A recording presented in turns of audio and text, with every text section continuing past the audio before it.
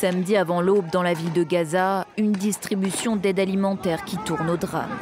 Autour des camions chargés de vivres, une bousculade et des tirs font plusieurs morts et des dizaines de blessés. Dans le territoire, plusieurs distributions ont dégénéré ces dernières semaines. Et pour cause, elles se font extrêmement rares.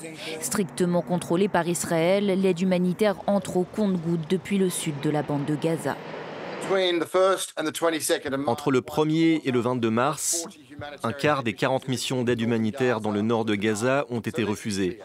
Soyons donc clairs, l'aide vitale est entravée, des vies sont perdues et la dignité est bafouée. Ces derniers jours, la Cour internationale de justice a ordonné à Israël d'assurer une aide humanitaire de toute urgence. Une injonction rejetée par le pays vendredi qui accuse les agences de l'ONU d'être incapables de gérer la quantité d'aide arrivant chaque jour. Dans la bande de Gaza assiégée, les affrontements se poursuivent.